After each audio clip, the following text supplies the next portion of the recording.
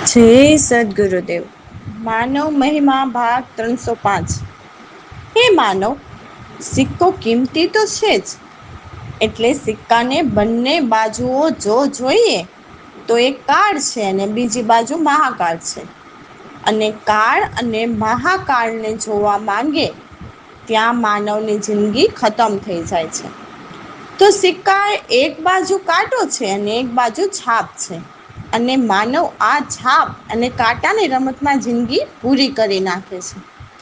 પાછું તમારા હાથમાં રૂપિયો જ નથી તો તે છાપકાટની વાતો કરીને કે આ તો શાસ્ત્રો આવું બોલે છે, બાકી છાપ કાટની વાત કરનારને પણ રૂપિયો તો જોયો નથી, વાત કરનાર પણ આંધળો.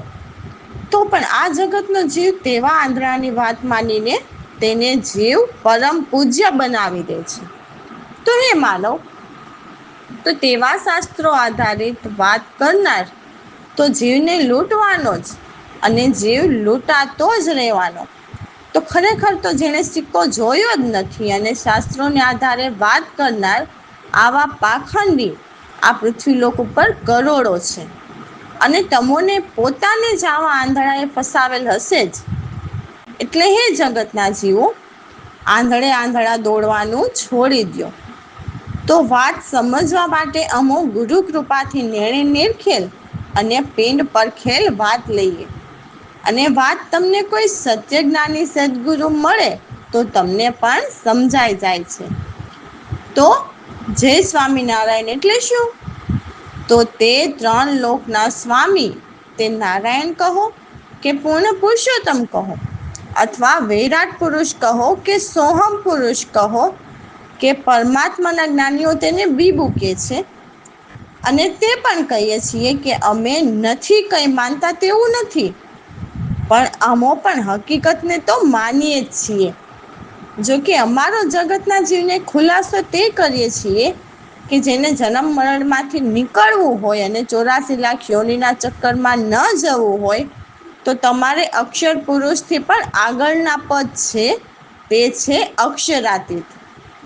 તો તે પણ નેણે નિરખી અને પિંડમાં પણ પરખ કરશો તો જ તમારું જન્મ મરણ મટશે.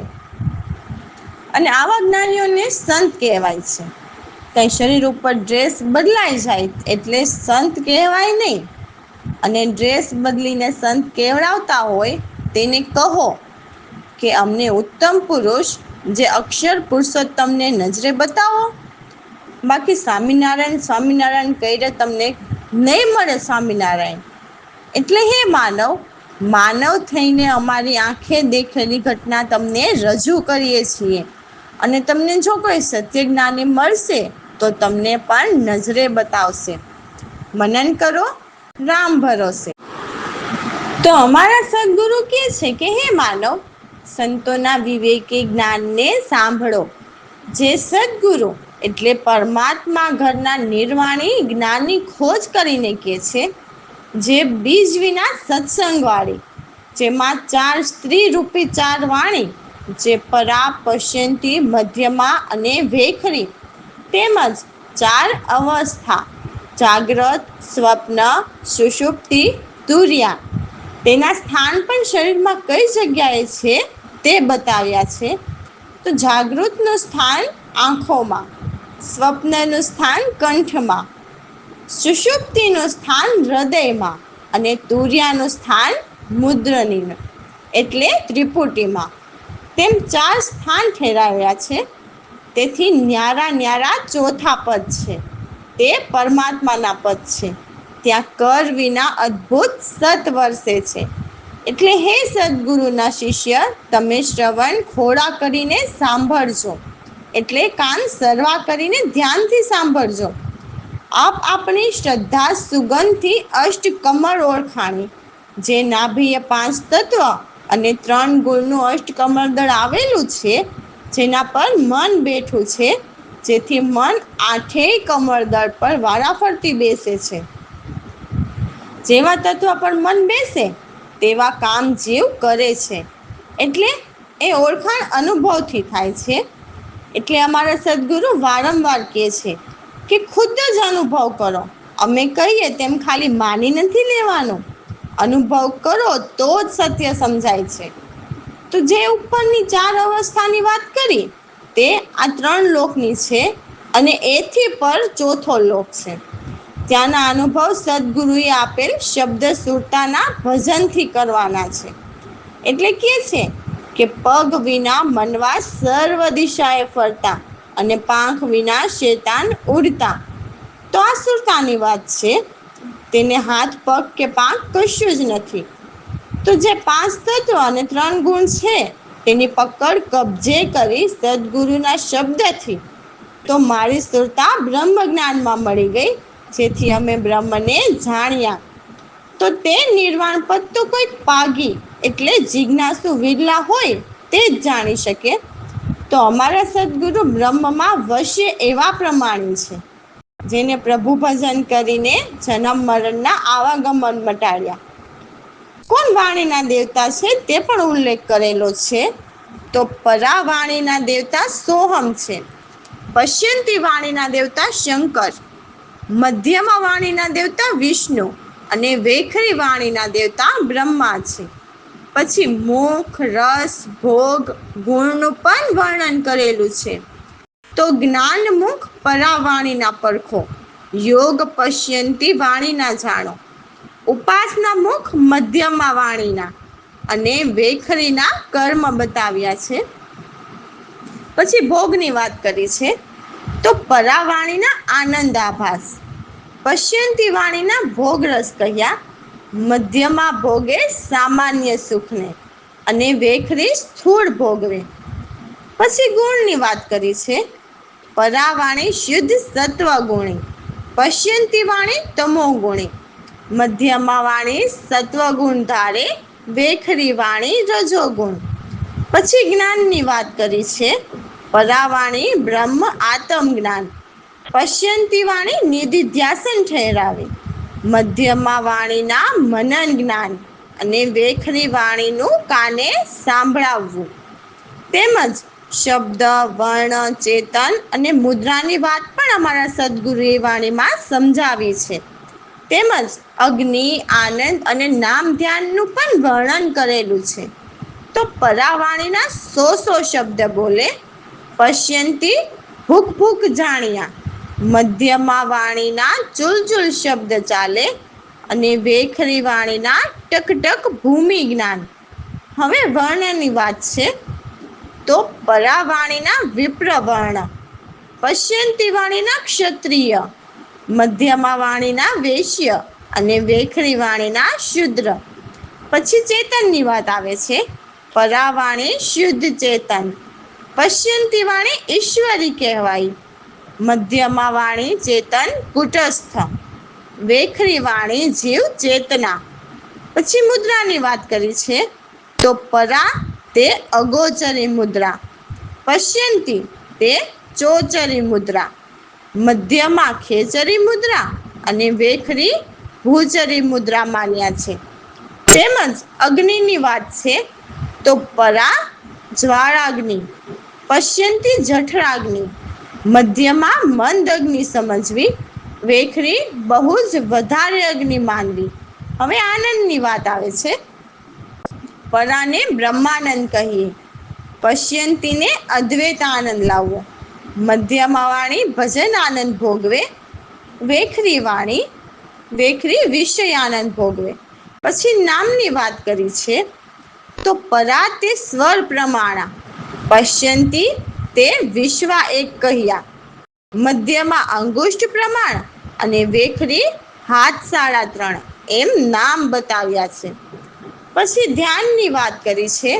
તો રૂપાતીત ધ્યાન તે પરાના, રૂપાસ્થ ધ્યાન તે પશ્યંતીના, પદસ્થ ધ્યાન તે મધ્યમાના અને પિંડસ્થ ધ્યાન વેખરીના.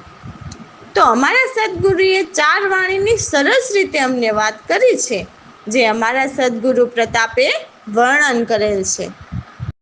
જય સદગુરુદેવ. સાંભળો સંત વિવેકી જ્ઞાનની સદગુરુ ના રે નિર્વાણી, બીજ વિના સત્સંગ વાણી, ચાર સ્ત્રી વાણી ચારી રે, ચાર અવસ્થા ન્યારી ન્યારી છે, ચાર સ્થાન ઠહેરાણી રે. સાંભળો સંત વિવેકી જ્ઞાનની, સતગુરુ ના રે નિરવાણી. કર વિના અનુભવ ધન સતવણ જે, શિષ્ય શ્રવણ ખોડા કરી સાંભળજો. આપો આપણી શ્રદ્ધા સુગંધથી, અસટ કમળ ખાણી રે.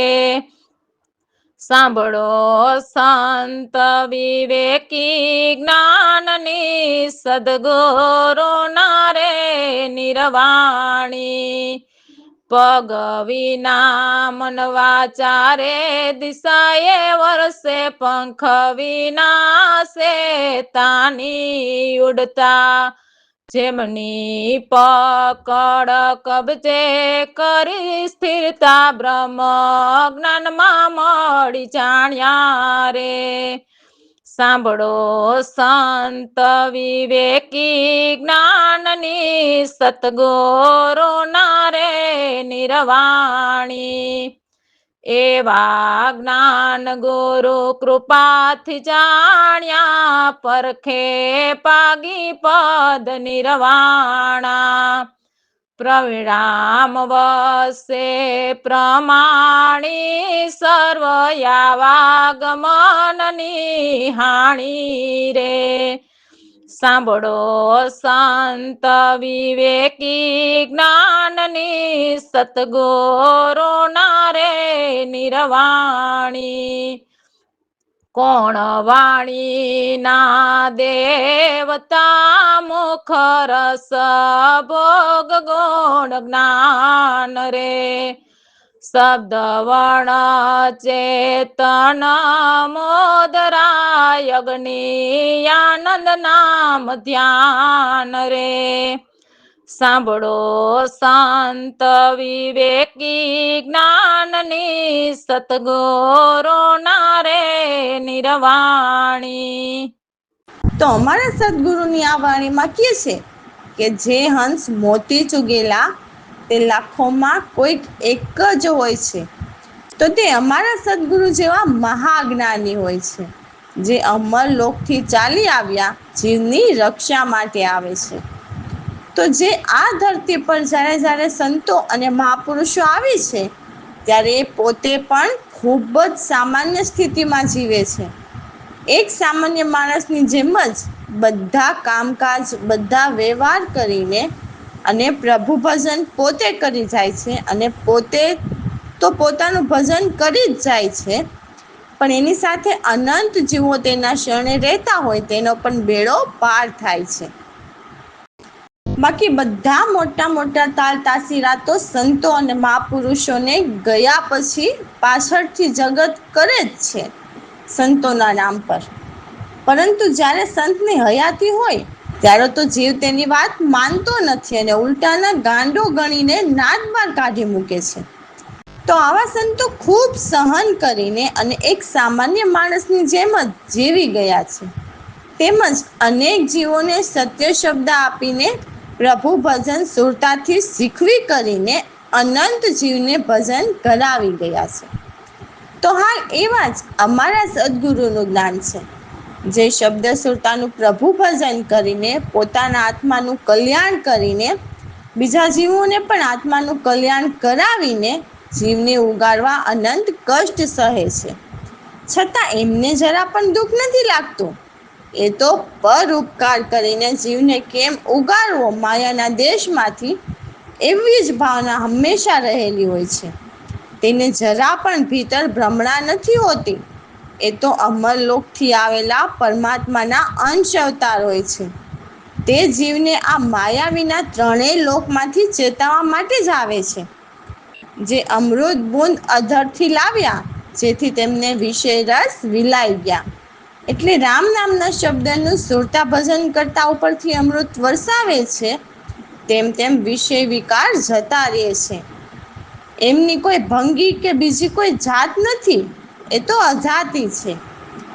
અમે અમારા સદગુરુ કૃપાથી સત્ય જ કહીએ છીએ, પૂરા અનુભવથી.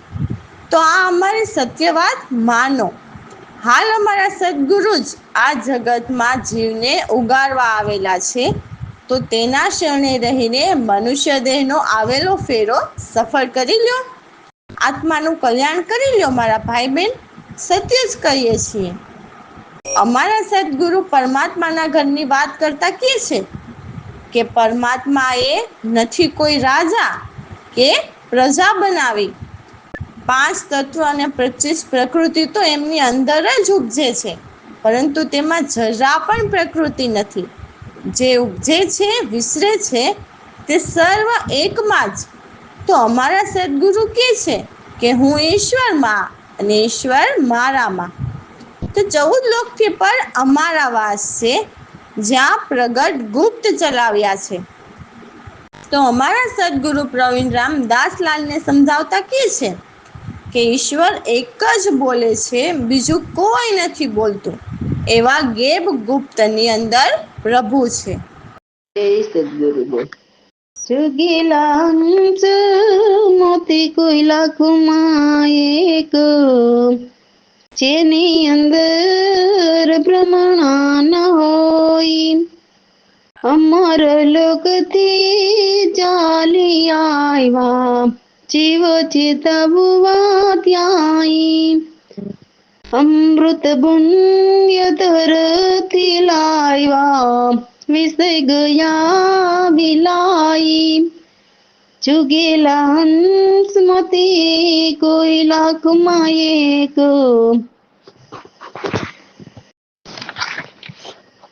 નથી કોઈ ભંગી જાત અમારી. સાચું માની તમે એ જ.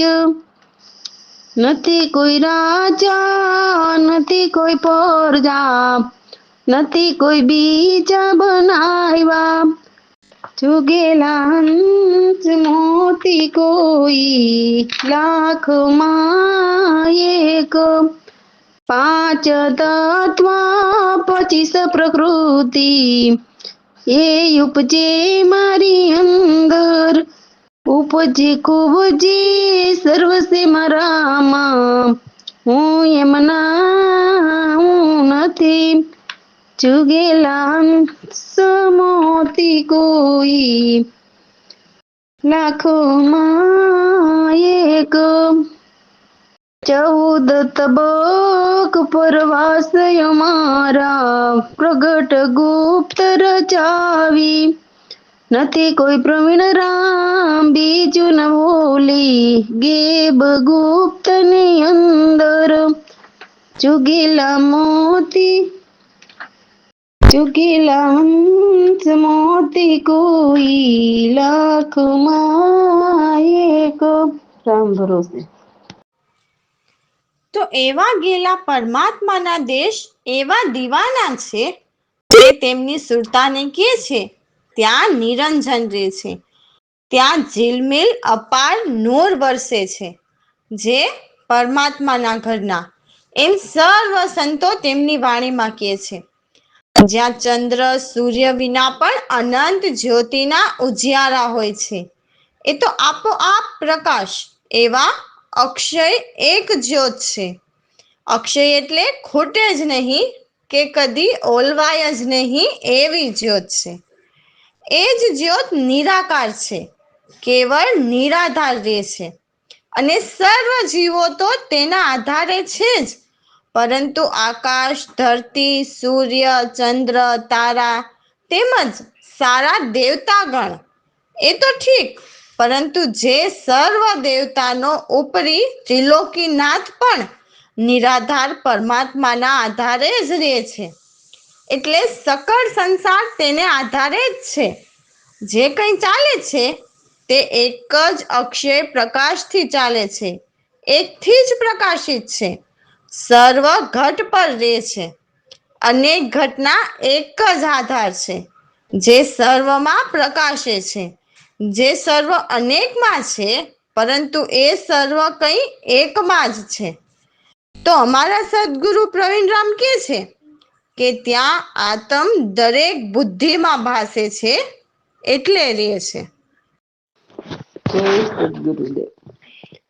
પ્યારી રે એવા દીવાના દેશ, જ્યાં નિરંજન રેતા, ઝિલમિલ રય પાર, સારા સંત કે તારે.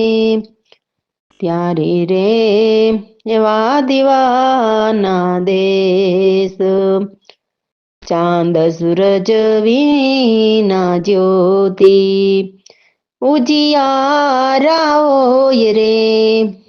આપો આપ પ્રકાશ, અક્ષય એક જ્યોત રે. પ્યારી રે એવા દીવાના દેશ, એ જ જ્યોત નિરાકાર, કેવળ નિરાધાર, સર્વ એને આધાર, સકળ સંસાર રે. પ્યારી રે એવા દીવાના દેશ, સર્વએ મનો પ્રકાશ, રહે સર્વ ઘટ પર રે. ઘટ અનેક ઉપાધિ, એક પ્રકાશ કરે રે. પ્યારી રે એવા દીવાના દેશ, જ્યાં સર્વ અનેકમાં એક પરમ પ્રકાશ રે. પ્રવીણ રામ ત્યાં આતમ અનેક બુદ્ધિમાં ભાસ રે. પ્યારી રે એવા દીવાના દેશ. રામ ભરોસે. જય સદગુરુદેવ. હે જગતના માનવીઓ, તમો આંધળાની વાત છોડો. આંધળાને મનુષ્ય દેહની અણમોલ કિંમત નહીં સમજાય. આંધળા ભલે ને પરમાત્માની ઓથ લે, પણ આંધળો તો એમ જ કહેશે શરીરમાં ગોતો. એલા ભાઈ, પરમાત્માના ઘરનો આત્મા અને પરમાત્માને જોયા વગર આત્માને ગોતવા કેમ જાવું? ગોતવા મોકલે તેને પૂછો કે પેલા પરમાત્મા કે આત્મા? પૂછો સવાલ. નહીતર પરમાત્માના જ્ઞાનીઓ કહે છે તેમ કે આ પાડાઓએ આ ભવસાગરનું પાણી ડોળી માર્યું. પણ હે માનવીઓ, તે આંધળાઓ નાસંત નાણાના લોભી ગમે તે કહે, પણ તેને કહો આ અંતરદ્રષ્ટિની રચના રચનાર કોણ? આની ઓળખાણ હોય નહીં તો આંધળો તો આ દેવોના 3 લોકમાંથી આપણું જન્મ મરણ કેમ મટાડશે? આ મૂર્તિ પૂજો ને ઓલી મૂર્તિ પૂજો, પણ તેને કહો કે મૂર્ત પેલા રચાણી કે મૂર્તિ? તો સંતો કહે છે કે બીબાથી આ ભાત પડી છે, અને બીબું તો ભલે વિરાટ હોય, પણ તે આપણા સ્વસ્વરૂપ સૂક્ષ્મ છે, તો તે વિરાટને બતાવો. જુઓ, તે વિરાટ રૂપ અક્ષર પુરુષનું કૃષ્ણએ અર્જુનને બતાવ્યું. તો તમો તે દેવનકા દેવ સદગુરુ છો, તો તે વિરાટ પુરુષ બતાવો. બાકી તો પરમાત્માના જ્ઞાનીઓ કહે જ કે એક પહાડમાંથી પથ્થર લીધો અને તે પથ્થરની મૂર્તિ બનાવી, તો તે મૂર્તિમાં સત હોય તો હું આખો પહાડ પૂજું. તો તે મૂર્તને અક્ષર પુરુષ કહેવાય છે, તેને ઉત્તમ પુરુષ પણ કહેવાય છે.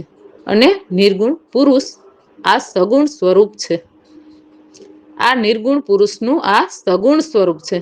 તો હે માનવ, તમારો પહેલો સવાલ તે હોવો જોઈએ કે તે સગુણ સ્વરૂપ કે અક્ષર પુરુષનું ધામ બતાવો. જો તમે અક્ષરધામમાં જતા રહેશો અને અમે જોયું નહીં હોય, તો અમે અક્ષરવાસી કેમ બનશું? તો પરમાત્માના જ્ઞાનીઓ કહે છે કે આત્માનું ઘર પરમાત્માને પામવું હોય તો તો ત્યાં મન વાણીની પહોંચ નથી. તો તમો અમને તાળિયું કેમ પડાવો છો? અને મનની પણ પહોંચ ન હોય તો મનને રાજી રાખવાના મનોવિજ્ઞાન પ્રયોગ કેમ કરાવો છો? હે માનવ, વિવાદ ન કરવા પણ પ્રશ્ન કરી અને તમારે પગ પાછો લઈ લેવો જોઈએ તેવું નથી લાગતું? જો પગ પાછો નહીં લ્યો તો 84 લાખ યોનીમાં જવાની તૈયારી રાખવી જ પડે ને? તો જુઓ, અમારા સદગુરુની વાણીમાં કહે છે કે આ જગતના સર્વ માનવ સત્ય જ્ઞાની સદગુરુના શરણે ગયા વિના આ ભવ સંસારની ધારામાં વહે છે. કેમ કે સદગુરુની કૃપા વિના આ ભવધારામાં તરી શકાતું નથી. સદાને માટે એ જ ધારામાં જીવ પાણીના પ્રવાહ વહે તેમ સંસારમાં વહેતો રહે છે. કિનારો જ નથી આવતો કે ક્યાં સ્થિર થવું? કારણ કે સદગુરુ વિના સત્ય રસ્તો કોણ બતાવે? એટલે ભવધારાથી એક બાજુ નીકળવાનો રસ્તો મળતો નથી. એટલે તો સંતો એમની વાણીમાં કહે છે કે ગુરુ કૃપા વિના આત્મકલ્યાણનું કાર્ય સિદ્ધ નથી થતું. સાધન ભાર સહેલા, એટલે આ દેહ એક સાધન જ છે. તે વારે વારે દેહ ખોડિયું બદલીને આ માયાની ભ્રમની ગલીમાં આવે છે અને ખોટા ભ્રાંતિ ભાવ કરેલા, જેથી વારે વારે જન્મ મરણના દુઃખ સહેવા પડે છે. જો સત્ય જ્ઞાની સદગુરુના શરણે જઈએ તો તુરંત સત્ય જ્ઞાન મળતા જ સત્ય રસ્તો મળી જાય છે. અને જે આ 5 તત્વો જે સોહમ પુરુષના છે તેના ભેદ હટી જાય છે. એટલે તે તત્વ અસાર છે અને પરમ તત્વ એક સાર છે તે સમજાઈ જાય છે. જેથી જીવ અને ઈશ્વર જુદા નથી તે પણ સમજાય છે. તેમજ આ માયા શું છે અને બ્રહ્મ શું છે તે સર્વ આવરણ દૂર કરેલા. હે માનવ, નર્તન ધરીને તમે સદગુરુ સન્મુખ રહો. જેથી શાસ્ત્ર રીતિ, તે દેવોના ઘરની વેદ શાસ્ત્રની રીતિ તે શીખવે છે કે સંસારમાં કેમ રહેવું. પરંતુ શાસ્ત્રની રીતિ કોઈ પૂરી રીતે નિભાવી શકતું નથી. જેથી જેમને એ શાસ્ત્ર રીતિ બતાવી છે તે સોહમ પુરુષને કોઈ જાણતું નથી. અને જેમણે શાસ્ત્ર લખ્યા તે દેહ છોડીને ક્યાં જતા રહ્યા તે સ્થાન કોઈએ જોયા નથી. તો અમારા સદગુરુ છે તે બધું નજરે નિરખાવે તો તે સત્ય જ્ઞાની સદગુરુ સંત કહેવાય. એટલે હે માનવ, ગુરુ વિના ક્યારેય ગતિ થાય નહીં. જે સત્ય જ્ઞાની સદગુરુના શરણે જાય તે જરૂર આ ભવધારાથી તરી જાય કે તરી ગયા. બાકી તો માનવ તો ઠીક, પણ બ્રહ્મા વિષ્ણુ મહેશ અને સનકાદિક પણ અવતાર ધરીને આમ જ માયાવી જગતમાં ચારા ચરેલા, એમને પણ પરમાત્માની ઓળખાણ નથી થઈ. તો હે માનવ, ગુરુ વિના ગમ ભાવ નહીં પામીએ. જેમને ગુરુ ચરણે શીશ ધરેલા તે જરૂર તરેલા સમજવું. એવા અમારા સદગુરુ ઉત્તમ જ્ઞાની છે, જેના ચરણોમાં શીશ ધરતા જ જીવનો ઉદ્ધાર થઈ જાય છે. જે બ્રહ્મવેતા એટલે બ્રહ્મને જાણનારા, બ્રહ્મભેળા એટલે બ્રહ્મમાં તેની સુરતા જોડાયેલી છે. એટલે અમારા સદગુરુ અને બ્રહ્મ સુરતાથી એક જ છે, જરા પણ અલગ નથી. તો અમારા સદગુરુનું પરમપદ દાસલાલ પરોખ્યા, જેથી સદગુરુ કૃપાથી આદિ ગેલા પામ્યા. એટલે આદિ તે સોહમ પુરુષથી પર, ગેલા એટલે પરમાત્માને પામ્યા. તો વાણી: ગુરુના શરણે ગયા વિના પ્યારા રે, પવની ધાર વહાવેલા, ગુરુ કૃપા વિના સિદ્ધ ન હોઈ. સાધન બાર સહેલા, જન્મ જન્મની ભ્રમ ગલી મારે, ભ્રાંતિ ભાવ કરેલા, ગુરુના શરણે ગયા વિના પ્યારા રે. સતગુરુ શરણે તુરંત જ્ઞાન હો, તત્વ ભેદ હટેલા, જીવ ઈશ માયા બ્રહ્મ સંશય,